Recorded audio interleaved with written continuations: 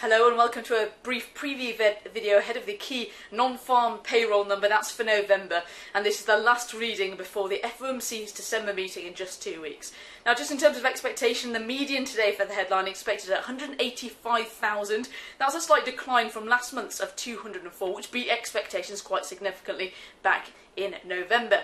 In terms of the unemployment rate today, we're expecting it to decline once again, so that's from 7.3 to 7.2.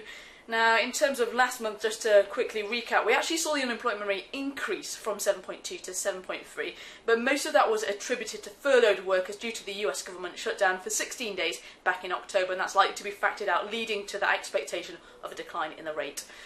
In terms of recent data, ADP on Wednesday, that showed a big beat. It came in at 215,000, but that correlation is slightly questionable. There has been a bit of a breakdown between ADP and non-farms over the most recent months.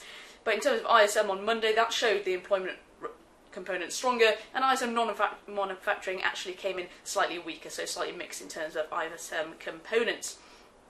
But today's reading particularly important as the FOMC await a substantial improvement in the labour market before they taper. Quite a few Fed and FOMC members over the past year have said they'd like to see a beginning to tapering by the end of 2013, and in 2 weeks it'll be their final opportunity to taper before 2014. So if we see any large beat on expectation, could begin to see a bringing forward of expectation of tapering, and hence some downside in equities and downside in treasuries as well. But a big miss could also just push back that expectation, pushing it back into 2014. In terms of a whisper number, have heard around 200,000, so it might have to be quite a large beat on the headline to bring forward that expectation.